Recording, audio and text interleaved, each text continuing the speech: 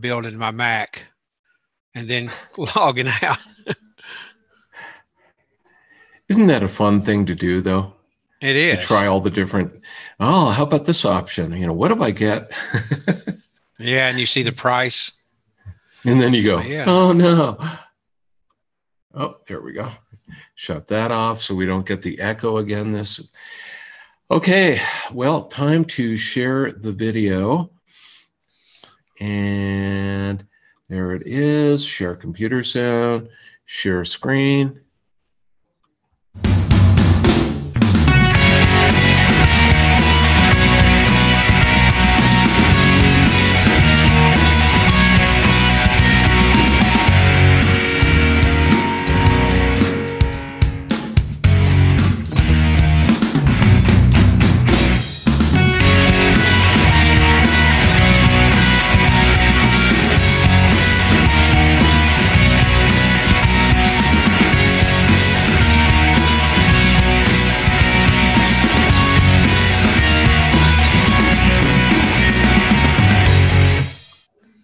And hello, everybody. It's Steve Sandy and Marty Edwards for AWT TV episode 17.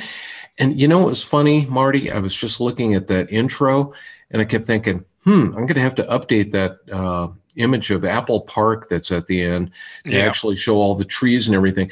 But maybe I'll wait until, you know, it's springtime next year and they've got, you know, green grass everywhere and the trees are budding out and it's really beautiful. So, or wait till you get invited and you'll have some of your own footage and video. I wish. Yeah. So how was the last week for you? Oh, it's been great. Just keeping up with Apple news and quite a bit of news. I know you saw, it looks like Apple itself has leaked maybe what the phone's going to look like, the iPhone 8. Yes. And so that's the big news today.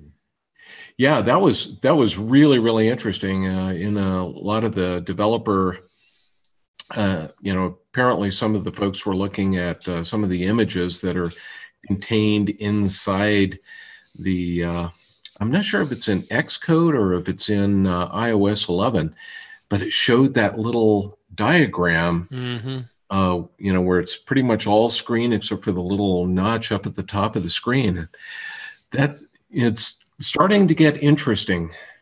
Well, not only that, but they found some leaks about face detection. So that seems it's going to definitely be in the iPhone 8, maybe Touch ID as well. So the leaks are fast and furious and even coming from Apple themselves. Yeah, that's what I love about, you know, when you get about a month away, that's generally when things start getting really interesting because like you said, you start getting hints, not just from people who are, you know, guessing or somebody who's received something from somebody who works on a production line with one of the suppliers or something like that. But you actually start seeing that there's little tiny hints coming from Apple. And one thing we talked about on the news update today was that people have been seeing a lot of, I guess you could say, indicators of an Apple TV that would support 4K HDR video. So that's getting pretty interesting. The hint in that one, once again, came from a developer, one who had actually had an app that apparently requires a connection to their server, and they were looking at their logs and they saw a Apple TV 6,2. Well, the existing one is 5,3. So it was like, this is interesting. Well, along that, have you seen that some people have been purchasing iTunes movies, and on the I guess the invoice it says 4K. Yeah. For the movie, even though it's not showing up as 4K, it's probably going to be. Oh, I tell you, you know, it's funny because I still own one of the I think it's the second generation. It was the first small Apple TV. And I just couldn't really, you know, force myself to buy one of the fourth generation models. If they get 4K and, you know, the HDR capabilities, I don't care. I'm buying one. And then, of course, you know what that means. We have to buy a 4K TV. Yeah, of course, yeah. But they're surprisingly inexpensive. You know, that's the Well, thing they that are. kills me. Yeah. I'm I'm not a big Walmart goer, but a couple of weeks ago or a week or so, we went into one and just glancing at the 4K TVs, and I meant, for $400 or so dollars, five, you can get a decent looking one. Yeah. Certainly go a little higher, seven or eight, and I'm sure some maybe listen and say, well, they're not as good because, but I'll say this, to my eyes, it looked great what I was Yeah. viewing. Well, and it's funny because I remember the TV that we have now. Can't remember what year we bought it, but I keep thinking it was like 2006, 2007. So it's 10 years plus or minus a year or two. And it was a Panasonic Viera plasma TV. Now, plasma TVs have, they're great images, really, really good images, but it's not a 4K TV. It only had, I think, two HDMI ports on the back, and a lot of things about it were just, you look at it today and you go, not a very good TV. Right. But like I said, we still get great images from it. It's, really done a good job. But the bad part of the plasma TVs is that they suck electricity like you would not believe. They really use a lot of power. And, I would love to just have to, be forced to get a 4K TV. Right. And to spend, it's funny, when we bought that thing, it was about $6,000, believe it or not. And now you can, like you were kind of commenting, $400, $500, you start getting into the 50-inch 4K smart TVs. Right. I love progress. For some of the size, you may have gone up to more 700 or 800, but still well under $1,000 for a good 4K TV. I thought it looked great. And so, yeah. And on that, we keep talking, really a lot of rumors are coming out. They think, of course, everybody thinks that the iPhone is going to have an OLED display for the iPhone 8. Probably will. They do look great. I've had some Samsungs in the past that have, OLED, and they look, it's so saturated and so rich, deep blacks. But they think this is going, I always say they, you know who they are, the internet pundits, think that this may be just a stopgap measure for a year or two until we see micro LEDs on the iPhone. Yeah. So, and that will be really impressive, because if they do that, they're going to kind of be the cutting edge. And because you don't see I don't think there are any other companies right now that are doing that, are there? I don't think so. Everything I read says it'll probably go into the Apple Watch first, be their testing ground, and then it's going to be a big thing. But I see a lot of progress to the phones. If anybody hasn't read an article, I wrote this last week. I don't write a lot of articles for Apple World Day. I'm more just a sidekick on Steve's show here. But what I thought the ultimate final iPhone form is going to be, no openings or anything. I explained some of the tech behind how I thought that could be accomplished. So I think we'll eventually get to that. It'll be a while. Yeah, that was a really fun article, by the way. So, well, I appreciate it. But I know it'd be hard on some of the sound things, but I think it's doable. And I think they'll eventually go to that. And then where will we go? There's only so much you can do with a rectangle. And, but I think the improvements are going to be under the hood and software and chips and everything like that. So, yeah, it could be that, in another 5 to 10 years, where those of us who wear glasses are just, wearing our glasses, and that's our screen. That's probably going to be. So there's some hints toward that. Sort of in the same vein, but we're getting, tomorrow's August, hard to believe, but we'll definitely have an Apple event, probably, always do, in September. So what do you think they're going to unveil? iPhone, obviously. Anything else? I think that new Apple TV, because if they're testing it and it's starting to show up and you're starting to see changes in the iTunes store that are showing 4K and HDR, I got to think that would be, and perfect timing too, because you're Right. looking at September. If you can get it in quantities into stores in October, then October, November, December, you've got the big 3 sales months there, especially November through December.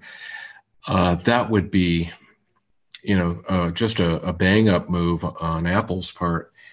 I think all of us think 7S, 8, or whatever they're going to call it. I'm not sure we'll really see any new Macs until the iMac Pro comes out, whenever that is. December, I think. I think they really, if you will, filled that niche or market in WWDC. I don't think there'll be any new Macs or MacBooks or iPads. I think they pretty well did that. Yeah. And but I do think there'll be the phone, Apple TV, and I'm thinking Apple Watch Series 3. Yeah. So it could be a very expensive month. Right. All I'm hoping is I can go in using I'm on that Apple or on the iPhone upgrade plan. And, I'd love to see them say, thank you, iPhone upgrade plan member, for your, for being such a wonderful person and supporting, the new iPhones when they come out every year. You're at the top of the list for a new iPhone. I'm dreaming here. Yeah, I think I'll have to wait. I'm eligible, I think, October 17th, my wife, October 21st.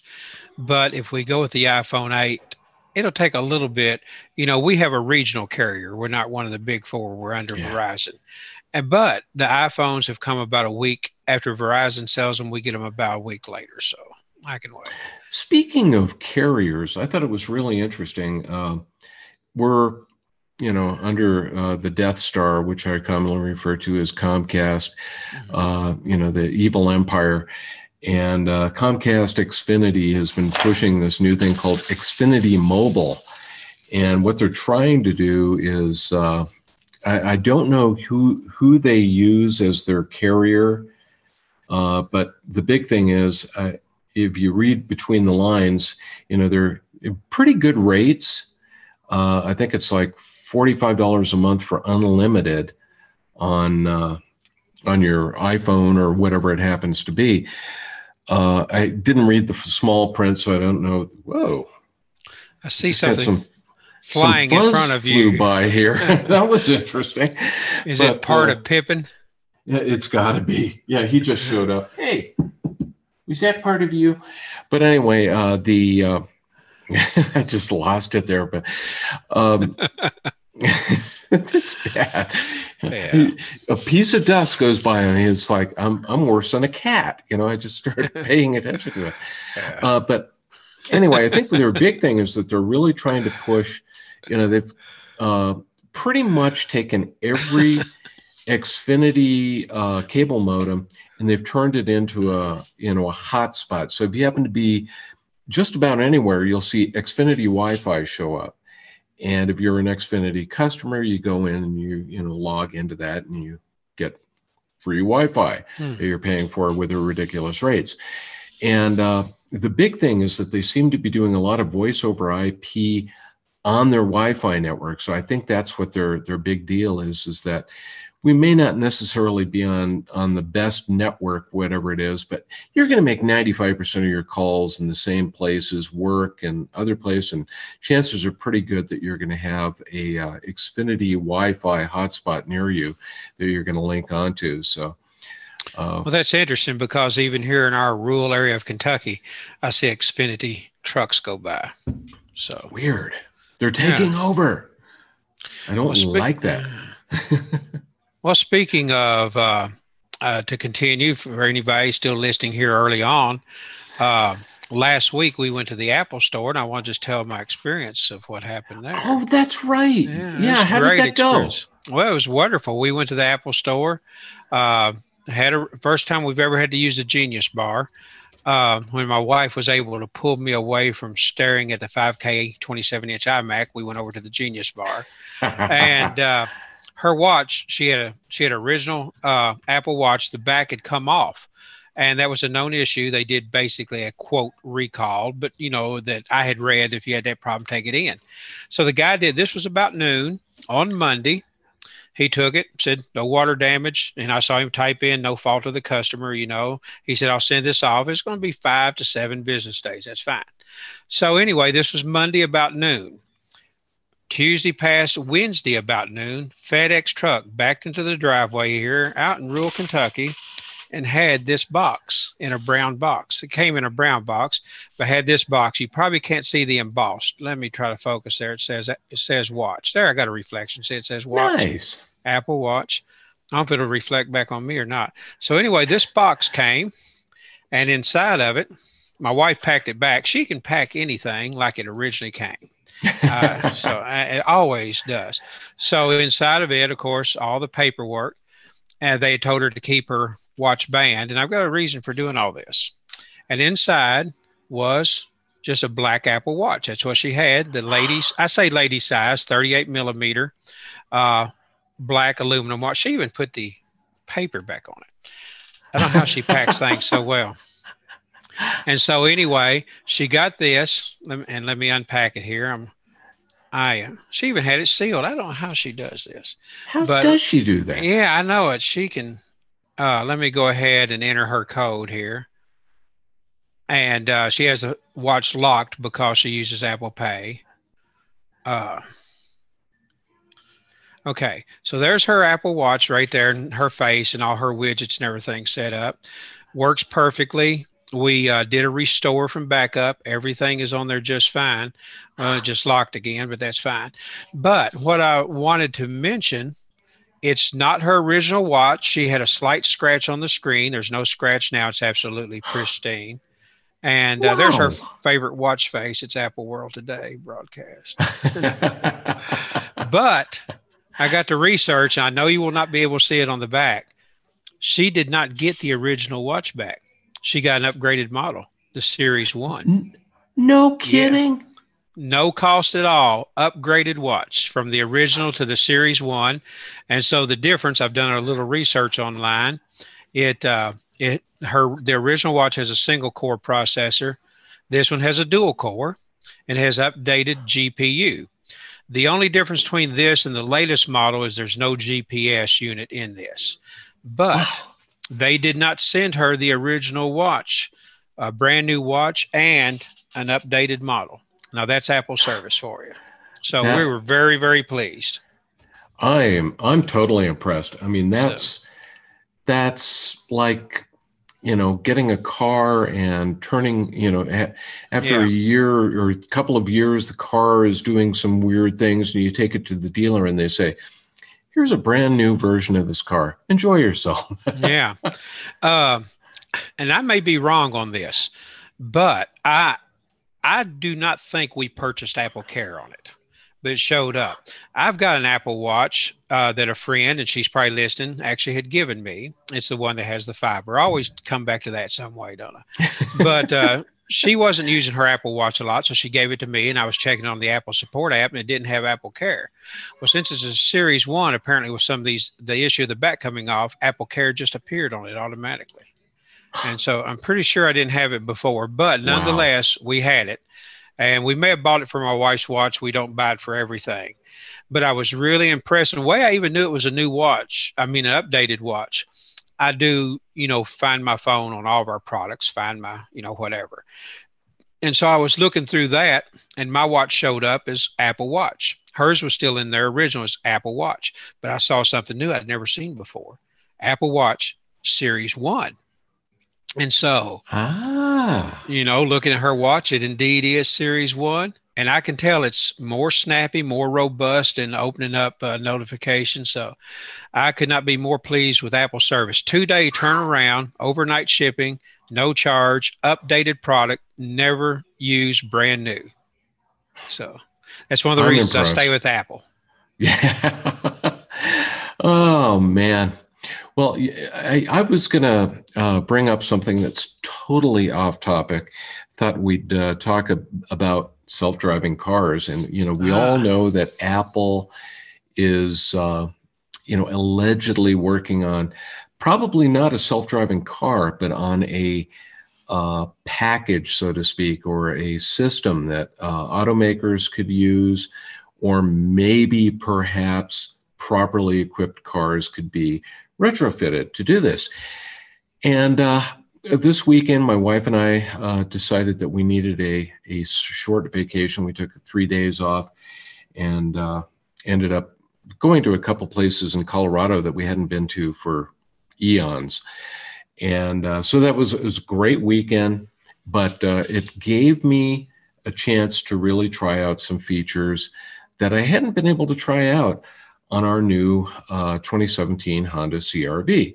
Now, this is it has what they call Honda, I think it's Honda Sense or something like that built into it. And some of the features you see on all these cars, basically if you're driving down the road and you get, distracted and you're coming up behind somebody, it'll brake for you. But then it had this thing that I hadn't really had a chance to try because I haven't had a chance to try cruise control, but it was called automatic cruise control and then Elkas, L-K-A-S, lane keep assist system. And we were on Highway 105 between Colorado Springs and Canyon City, Colorado. It's a curvy road, lots of ups and downs and things like that. And traffic was moving pretty good. Speed limit's like 55, 60, somewhere around there. And I thought, just for the heck of it, I haven't really tried out the, whatever the heck you call it, the cruise control. So I'm going to give it a try. So I turned it on and I thought, I'm going to try this Elkas system just to see what it does. I turned it on. Well, I couldn't have been more amazed because we're driving down the road. And as we came up to the first curve, the steering wheel was turning. And without me really applying any pressure, it was following the road and it was doing all this. And I was just totally amazed. It's designed for a specific purpose. It's not linked in with a, something like a navigation system at all. But, to see even that ability, being able to go, 60 miles an hour on a rural road with a heck of a lot of curves and hills, and it's just cruising along and come up to a corner and it's taking the corner smoother than I would. I was still holding onto the wheel because it's not a self-driving car, but it was doing all the steering for me. And I started thinking about it, and I know a lot of car manufacturers are starting to build this type of technology in there. The main use is for, okay, you're driving down a freeway or something, you're in the middle of Texas or someplace like that, and you're going to get tired, you're going to get distracted. What these systems will do is if you start drifting one way or another, it's going to keep you centered in your lane. It also will slow down if you've got cruise control on and somebody slows down or even stops ahead of you, it's going to slow down and stop. But it occurred to me that, it doesn't take that much more brains and, just some additional, smarts on the part of some algorithm to be able to totally make this a self-driving vehicle. So I'm wondering if maybe that's what Apple is looking at. They probably see all these companies. I know Honda, Toyota, a lot of them have these smart systems built into their a lot of their car lines. And maybe what they're looking at is, hey, we're going to sell a package. You'll get extra sensors for your car, maybe a little bump you put on top of the vehicle, and wirelessly talks to your car computer and talks to a iPhone 10 or 11, something like that. And not only does the navigation or the driving for you, but also does the navigation. But I'm just throwing this out there. It really surprised the heck out of me that the system worked as well as it did. And I can just see Apple providing that extra little bit of intelligence in that supercomputer that we call an iPhone And, you know, suddenly you've got a self-driving car out of one that just has assistance. So Right. that's my bit for the day. Well, that's pretty amazing. Well, how's your Apple Play working out? Oh, the CarPlay is Integrate. great. Yeah. I love it. Yeah. CarPlay. You know, well, it's funny because you get the, you know, there's not a lot you can do with it, because I think they really want to make sure that you're, you know, paying attention and driving. You know, maybe eventually if they come up with a self-driving car and, you know, you've got that is all in an app on an iPhone, that might be completely different. But right now it's mainly, you see a lot of music apps or podcast apps.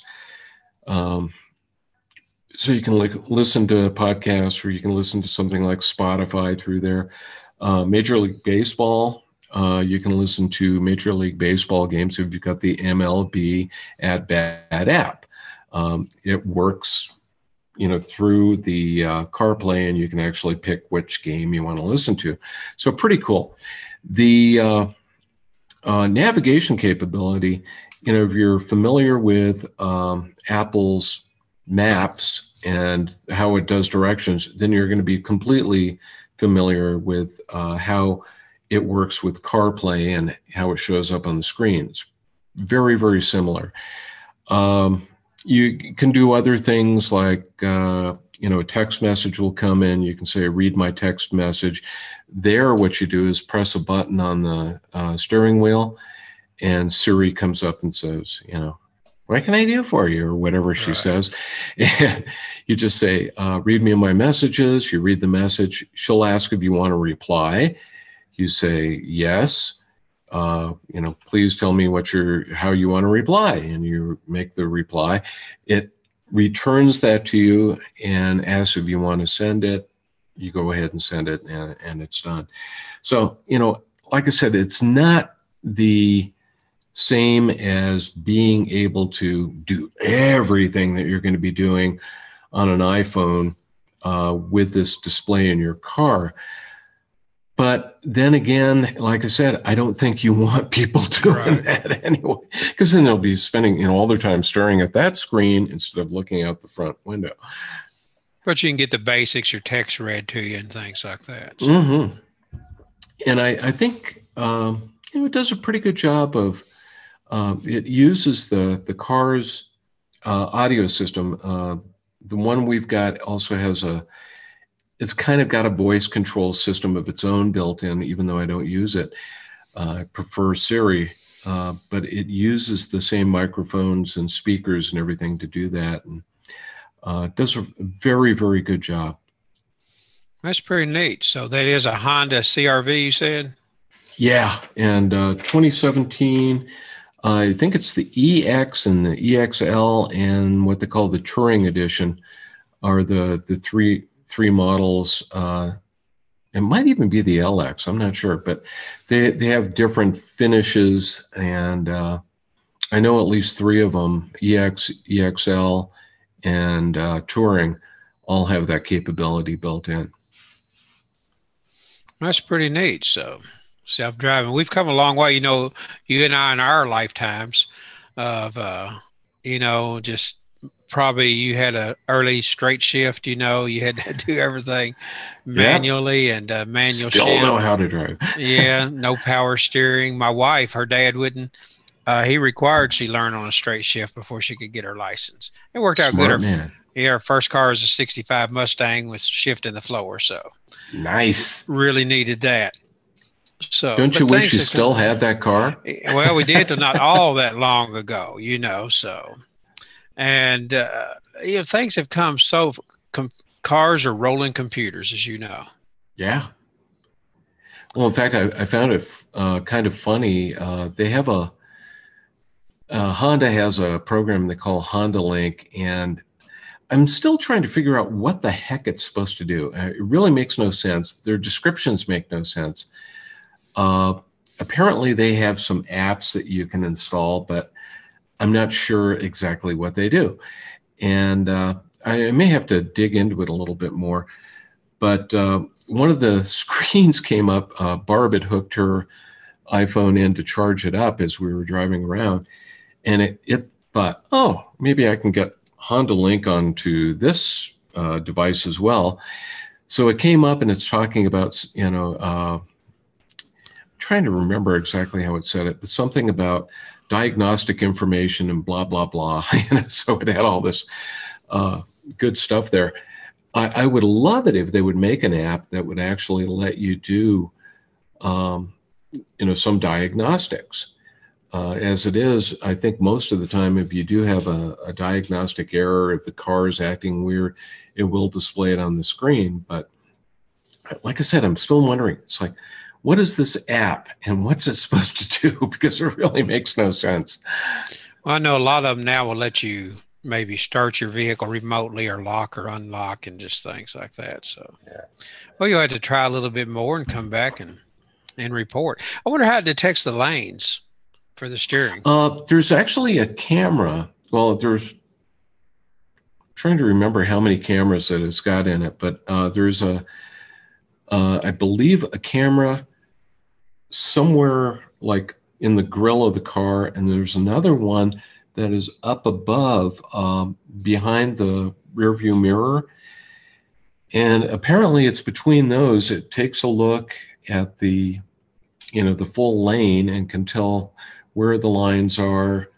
It did have a little bit of a problem at one point. We were going from it was 2 lanes, passing lane type thing, down to 1 lane. And it was like all of a sudden there wasn't a lane over on one side, and it was kind of going, beeping at me. Right. Like, what's going on? Where's the other lane? The lane marker. But I got to admit, it to me, that was, that's like magic to me. It is incredible. Amazing. Yeah. When you think about, and back again, because you and I are sort of old timey in tech, the cars were just basic, no air conditioning early on, or to keep it, lucky to keep it going. And my first car, I drove back and forth to college, still had it when my wife and I met, and I had a rope holding in the battery, stuff like that. But it got me from point A to point B for many, many years. It was a 67 Chevelle Malibu, automatic, only 2 speeds, high and low. That's all there was. But it was a great car. Yeah, my first real car, that was mine, was a 1974 Chevy Vega camback wagon, which is a little 2-door station wagon. And what a piece of garbage that thing was. The Vegas used an aluminum block engine, and none of them lasted all that long. Mine lasted until 1982, and I think I've mentioned it on the show before, but it died going into the parking lot at the dealership where I was picking up my new car, and it just rolled in. That's pretty handy. So. Oh, and Paul Gantz was, Richard Doomer's here. Paul Gantz is talking about the Tesla, in addition to that, it says when you turn the blinker on, automatically checks and will change lanes if clear. I'm going to have to see if mine does that too. Because the one thing I did notice is that, normally in all the cars I've ever owned, when you go to change lanes, you push down the lane change or the turn signal and you tick along. And then when you get into the other lane, you tap it and bring it up. Well, I found out that I could, and this is totally by accident, but if I just tapped hard on it, or not hard on it, but just kind of, push it a little bit, it would turn on the turn signal. And when I went into the other lane, then it would stop blinking. And I thought that was pretty cool.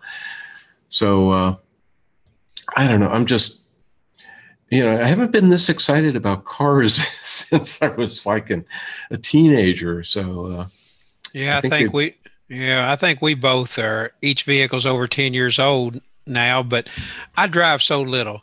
I probably don't do but about maybe 7,000 miles a year. I really don't drive hardly at all. So it's probably going to dry rot before I wear it out. But talking about having access to Spotify and everything in the vehicle, just a quick memory. Do you remember? I'm sure you do. When I was growing up, the only entertainment I had, we didn't have FM radio around here because it was country. No. AM radio was it, and all I could get was Mm-hmm. WLS out of Chicago. That was the entertainment. And so, You couldn't even get like regional stations? well, at night they'd be crackly and stuff. There wasn't much, but that I guess that's what I should say. All the kids were listening to at night. It was WLS out of Chicago because they played the popular music of the '70s, and so that's what everybody listened to. Even when I went into college, that was still the car I had. No FM radio for ages, so. But that was sort of fun. I had to admit I missed it a little bit. I sort of missed the simplicity of not only the vehicles, but the crackle of the AM radio. And now everything's on demand. I can pick up and listen to any song I want anytime. There was something fun about waiting to hear your favorite song, hoping you would hear it and might do it, Well, it was so funny because I can remember we started in the early 70s, or late 60s, early 70s, started getting some FM stations in Denver.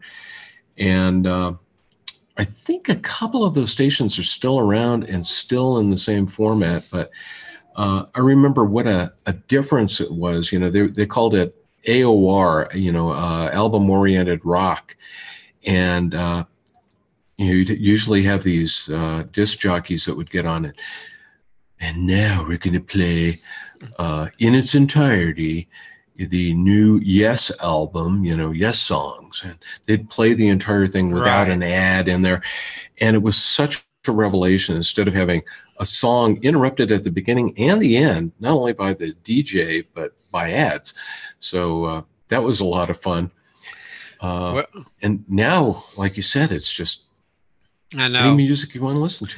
And in some way, it takes something away from it, any music, anytime. But one of my early stations to listen to, and I sort of say this tongue in cheek, but I did a lot, was actually out of Colorado.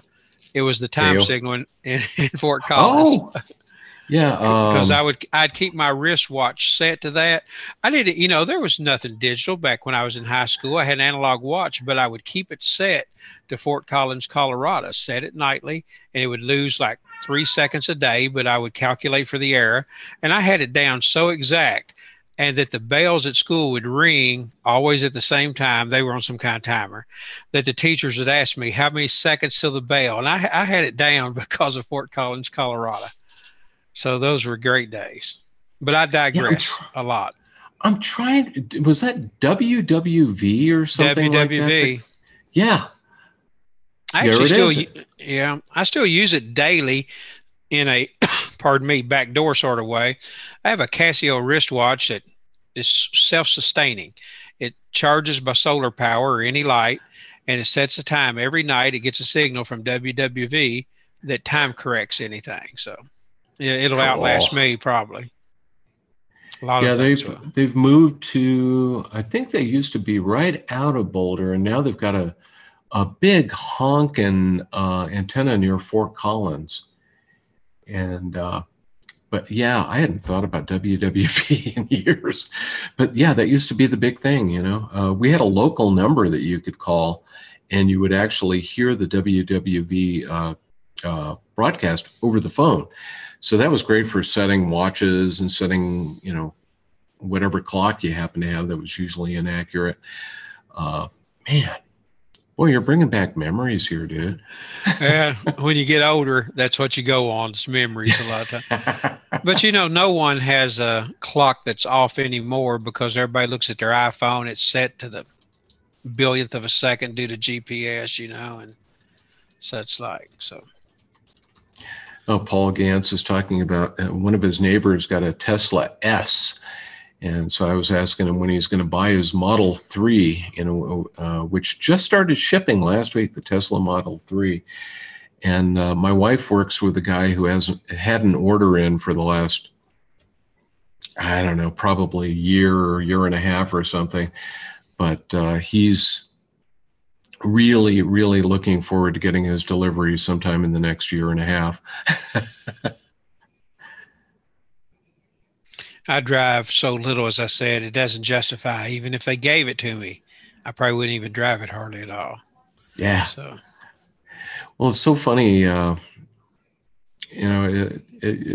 It's just interesting how the car industry for years, it really kind of, yeah, you'd get the occasional change here and there, and they'd add something to it. I remember when it was a big thing when Nissan, I think it was the early Nissan Sentras, they had the "your door is ajar," the voice that would come out, and everybody thought exactly. that was so Yeah. cool. And now the darn things tell you. That was another thing yesterday that just totally shocked me. At one point, maybe I was letting my attention lag a little bit because I was letting the cars doing the steering. But we came up to a town. Well, it was south Colorado Springs, near Fort. If I can think of the name of it, Fort Carson, which is a big Army base there. And so I decided I was going to get ready to shut off the cruise control. Well, I looked down at the speedometer and everything there, and a message came up, and it said, shows a cup of coffee, and it says, driver attention lagging, please take a break. I thought, how does it know that? Yeah.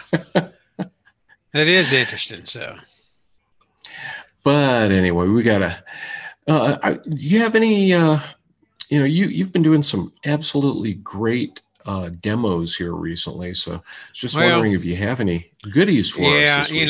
it's like a baseball team. You're not going to win every game, but I try to have something each week.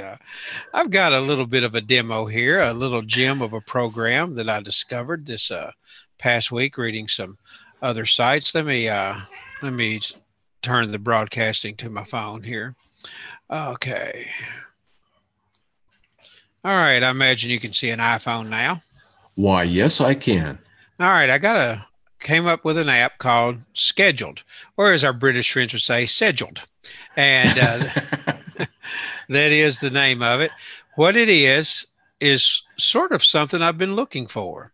Uh, that it will let you schedule a text or email months, yea, years in advance and send them at the specified time.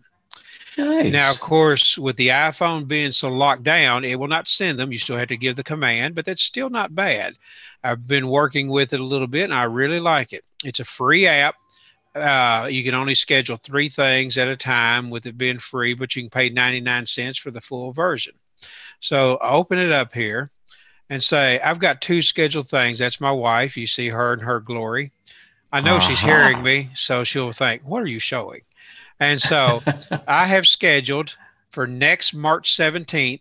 It will send her happy birthday and a few emotes, a little gift since her birthday is on St. Patrick's Day, a shamrock there.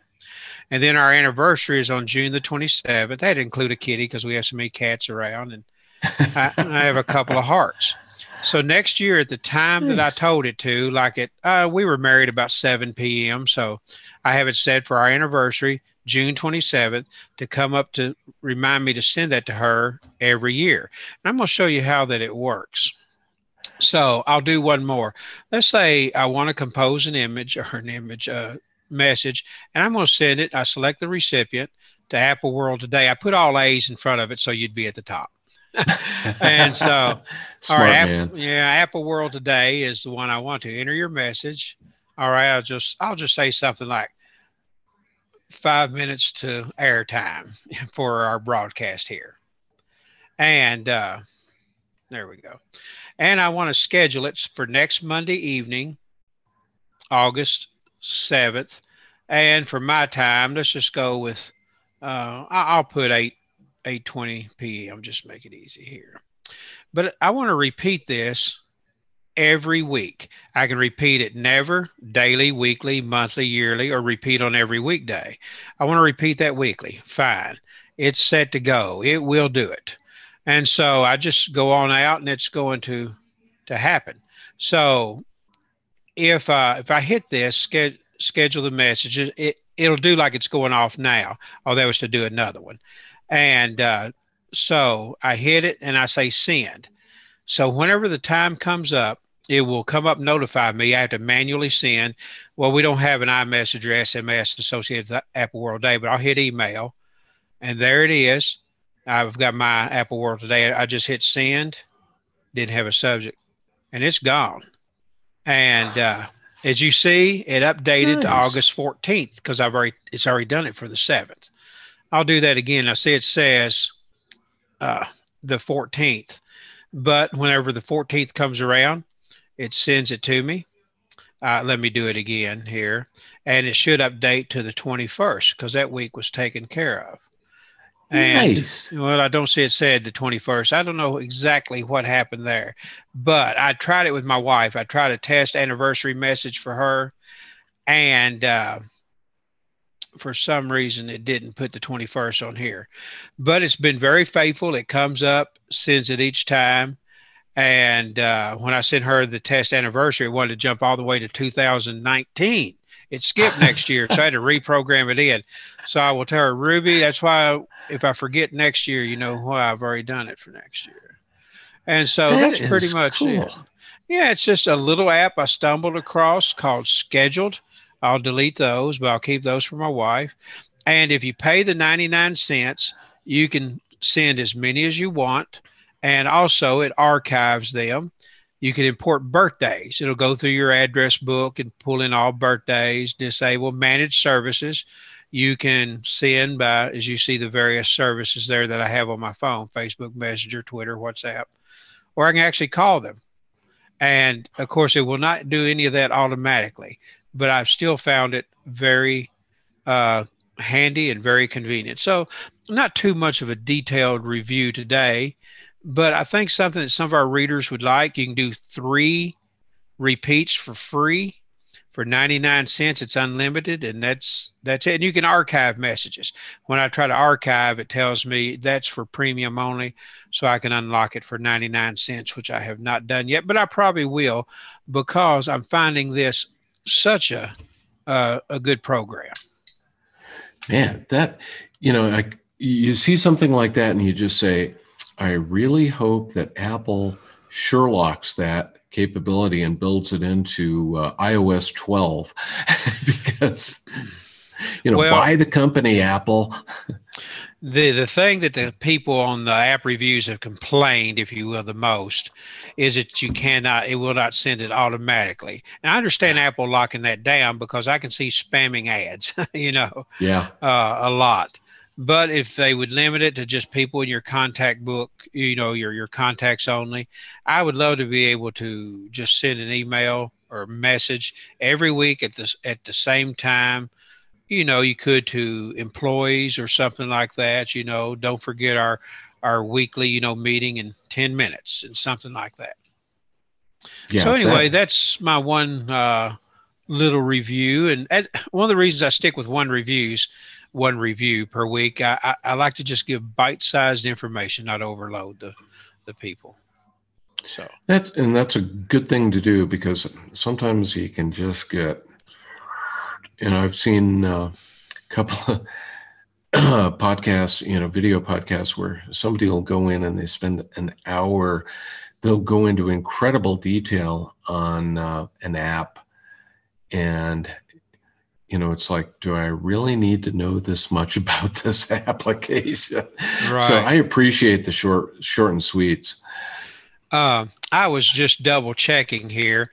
Let me share the screen once more on this just to show, because I went into the App Store. That is I wasn't for sure if it's just called Scheduled or not, but it is. That's simply it. Scheduled, and schedule your text messages. And so that is it right there. So a few screenshots, pretty good reviews on it here. All versions, check it out. As you can see, and I do look at that. Mostly positive reviews.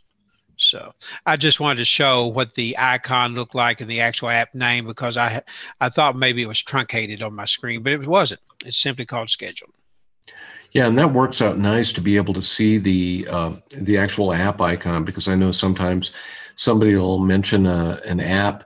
You go out, you search for it, and you see 60 things with very similar names. Exactly. It's always nice to have an idea what that icon looks like.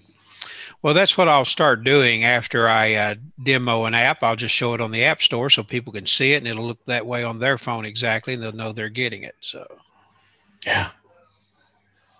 But anyway, that's it. So I encourage you to pick up scheduled, and I cannot tell what it is because it's under embargo, but I had a software company contact me this week. I just got a notification on my computer. 5 minutes to that, it came up on the phone, remind me where I'd sent it to myself. Well, I tell you, when you get old, you not only talk to yourself, but you text and email yourself, but it keeps everything going exciting. But a software company contacted me with a new app that's coming out tomorrow. They did say it's under embargo, and I could not discuss it till August 1st. And so I guess if we were in Britain, I could, but I won't. And so I think our comrade, Dennis Sellers, is going to include it in his new app. That's usually his first article every morning about 6 a.m. So I think it'll be included there because the embargo lifts. And I've told the company that I will demo it next Monday night. So check Apple World today in the morning to see what it is, and then I'll demo it next Monday night. Yeah, I should have some interesting reviews coming up this week, by the way, of some interesting hardware devices that are showing up from all over the place. In fact, I just got I'm trying to see where I put the doggone thing. Way too many packages here, but been getting a lot of packages from China lately, and there are a lot of small manufacturers that are trying to make a big push into the U.S. market and, UK for that matter, Canada, Mexico, all those places. But this, to start off with, is a set of wireless earbuds, and I like the name. It's called, the name of the product is Air, and the name of the company is Crazy Baby. But I'm going to try those out and see how they compare to these guys. I just got a little bit earlier. It was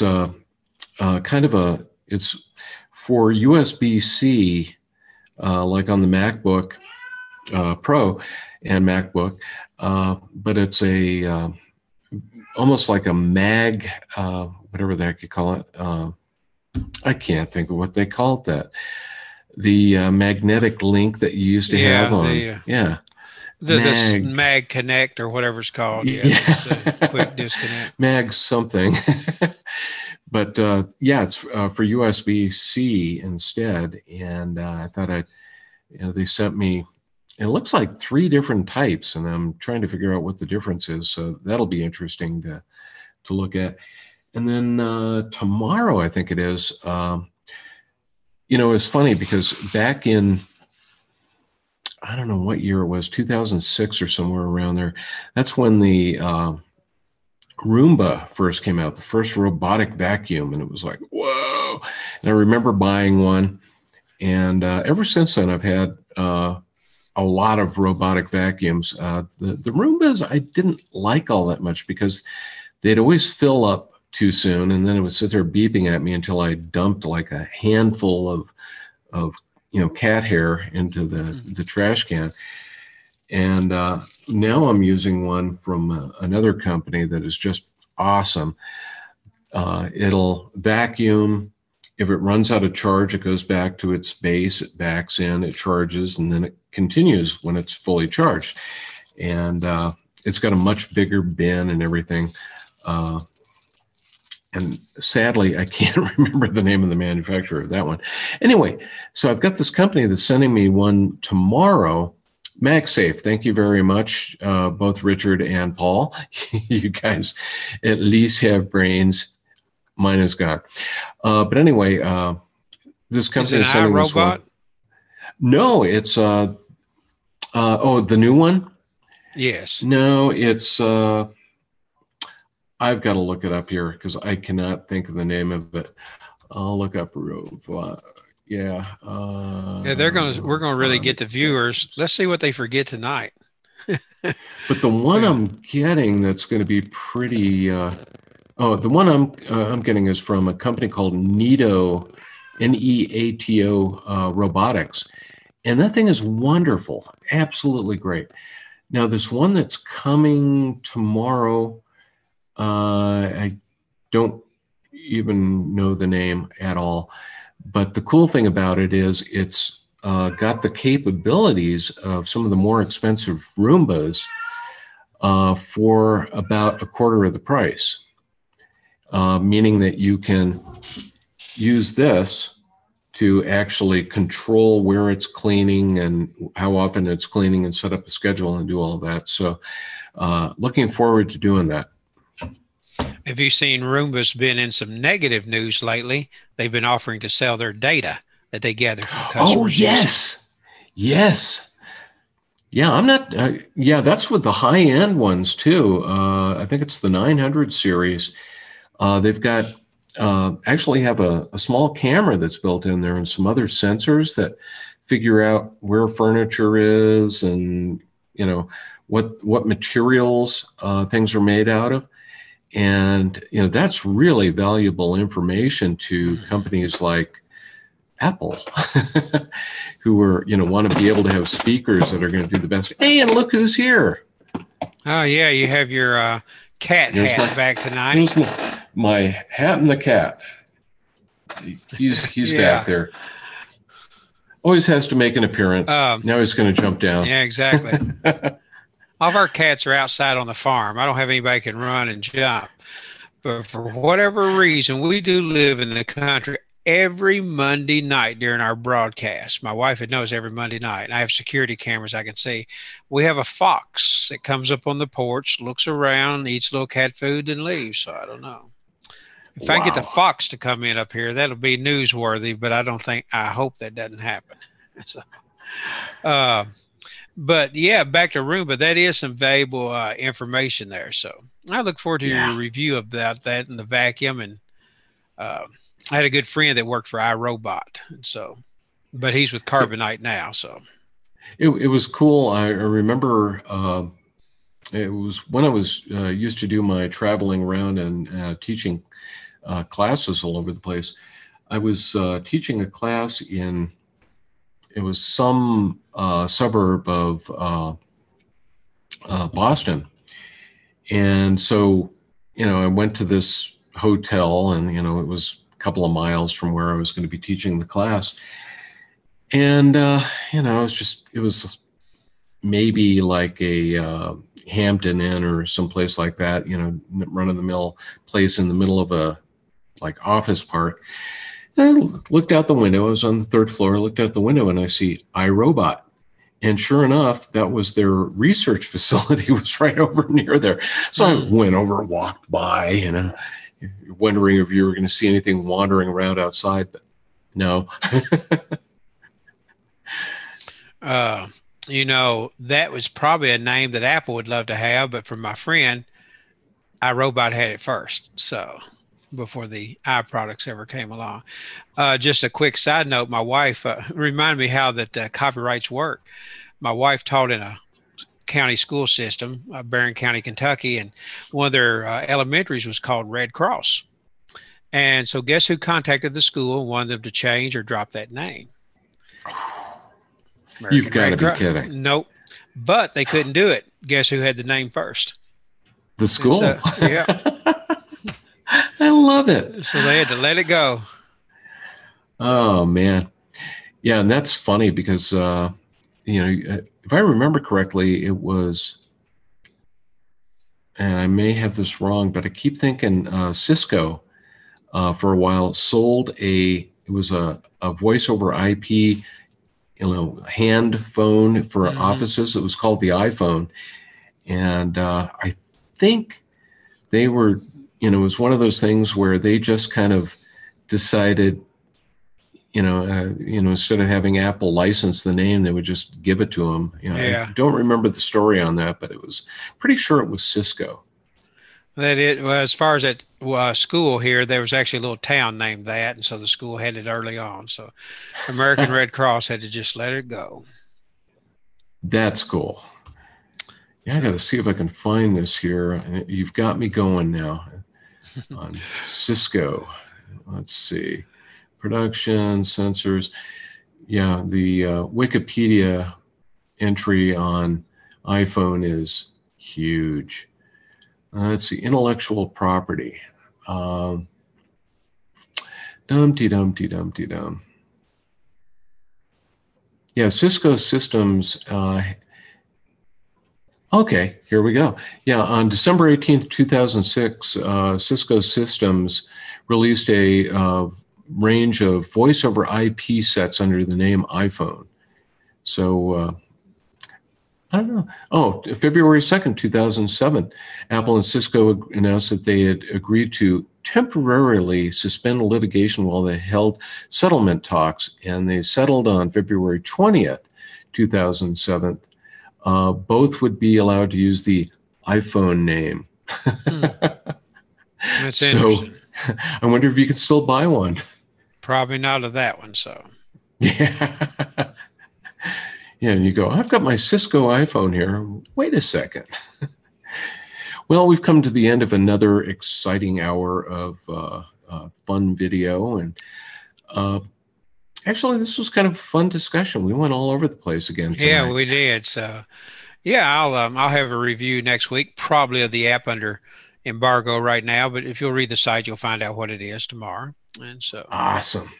Yeah, I can't wait to see what it is, because it's always good to, when you get those embargoed apps, when they, the first day they're out, it's always fun to see what's going on. And, if it's something you want to jump on immediately. Is it going to be something I'm going to want to jump on immediately? Oh, I figure you'll do it at midnight. You'll probably be up. I doubt it. I like getting to sleep early. Yeah. Well, thanks, everybody. We'll be back again next Monday night. And yeah, anyway, But we'll see you. Knowing your taste, I think you'll try the app. Oh, good. So that's anyway, yeah, it was a fun show tonight. And I'm so excited about my wife's brand new Apple Watch. We'll get a band back on it here in just a minute, but that Apple service is second to none. That's above and beyond right there. And it's you hear more about those situations than you do about bad situations with Apple service. So, well, they're going to make the money back because it'll keep us being a customer. We'll spend it somewhere else. Darn right. I don't every day I log on and build the iMac that I want. I'm not going to do that in vain all the time. They're going to make their money back. Yeah, they will definitely make their money back on me. I've already got it built, and it's hitting over 3K. So, woohoo! We'll see. This is a good thing. Yeah. Okay, everybody, have a great week, and we'll see you next Monday night. All right. Good evening.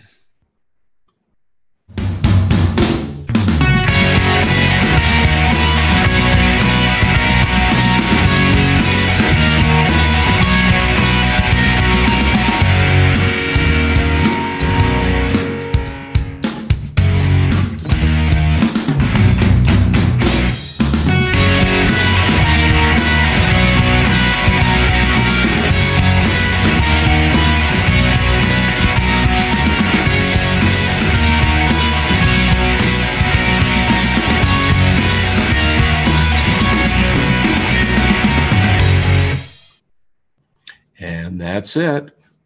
Bye.